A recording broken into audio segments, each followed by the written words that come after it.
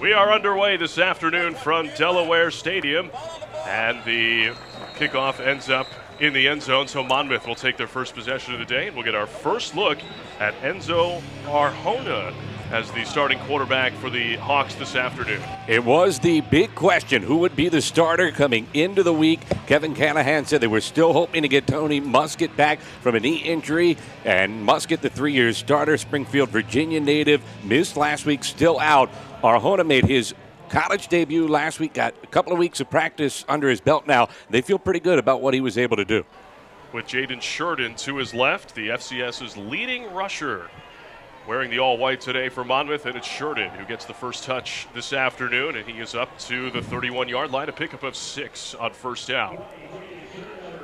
Run fits are going to be critical today, John, for Delaware. You out of position by even a half step, and it might cost you 20, 25 yards. Sheridan is that quick. Delaware did a pretty good job that time, and yet he still got 6 yards. 1,365 yards entering play this afternoon. A second down and 4. And back to the ground. Sheridan's got some room. He's across the 40 and into Delaware territory, and he's got a chance to go all the way. Jaden Sheridan for a touchdown. A 69-yard sprint gives Monmouth the early lead.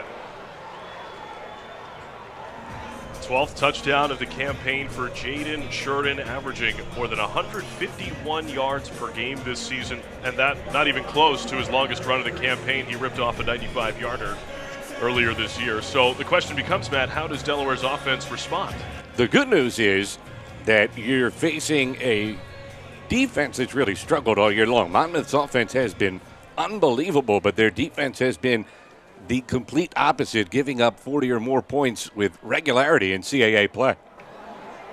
Short kickoff handled by the Hens at the 35-yard line.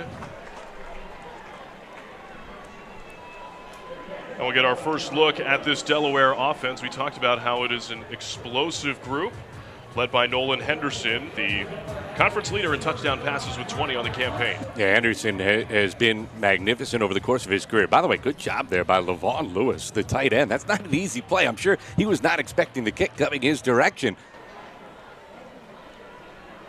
It is Henderson with Marcus Yarns to his right. That is Cumbie in motion. First down handoff goes to Yarns. Right up the middle, he sheds a tackle.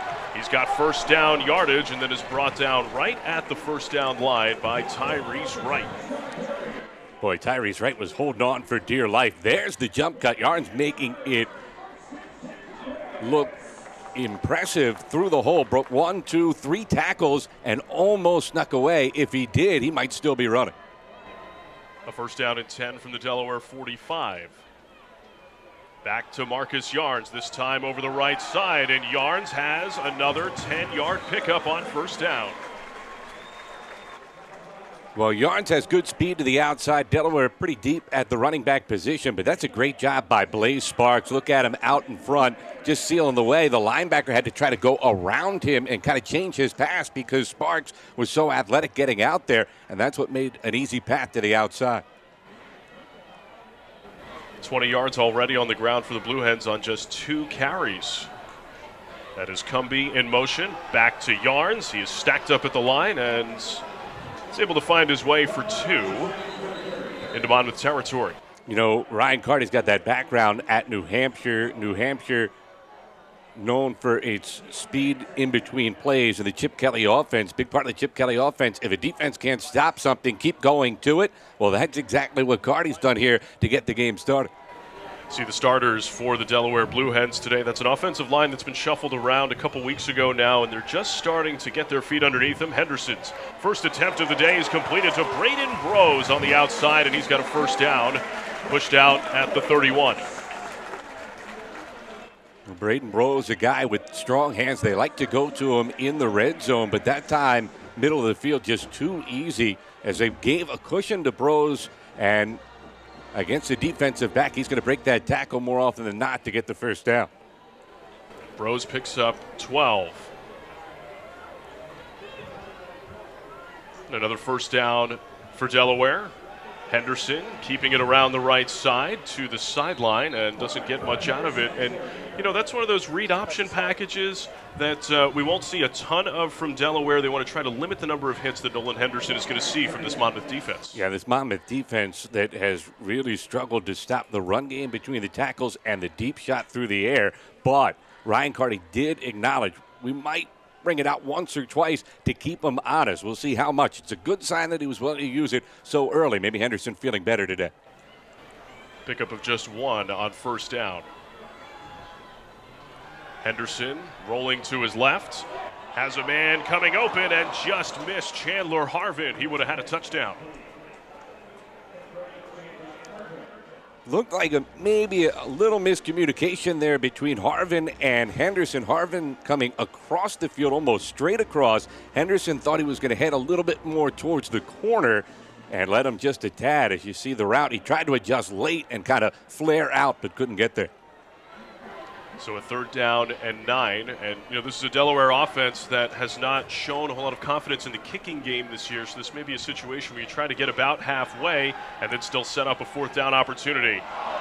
Misconnection with Thyrick Pitts. He'd have had a 1st down into the red zone. And those are the type of plays Ryan Carty's been talking about that have been plaguing this offense the last few weeks. When the shots are there, you've got to take advantage, and it can't be any more there than that one for Nolan Henderson. He'll make that throw 9 times out of 10. Unfortunately for him and the Blue Hens, it sailed on 3rd down. That was Dante Keat trailing in coverage. It's a 4th down and 9 for Delaware from the Monmouth 30. I don't think this was a hard decision at all for Carty. I totally agree, especially with the way Monmouth made it look easy on offense their first possession. Delaware's converted 9 of 24 on 4th down this season. Henderson with a good pocket and has a man. 1st down yardage for Jordan Townsend. What a route by Townsend, John. He got the defender to fall down, put his foot in the ground, and as he broke to the outside, the D-back slipped. And that's the 3rd time already on this opening drive we've seen a D-back be deep to the turf. Trying to get up and recover that time was T.J. Kamara, but couldn't get there in time. Well, the red zone has also provided some issues for Delaware this year. They score regularly as Henderson. Oh, what a catch! It's Thyrick Pitts for a touchdown. No problems in the red zone early for the Hens. 50-50 ball, and Pitts just went up and took it away. Maybe got away with a little bit of a push-off as the ball was on its way down, but you know what? No full extension with the arms. KG Vet knows exactly what you can get away with as we see it again. Pitts, the grad senior from Manassas, Virginia, got that little bit of separation with the nudge on Dante Keat, and the Hens with a big response.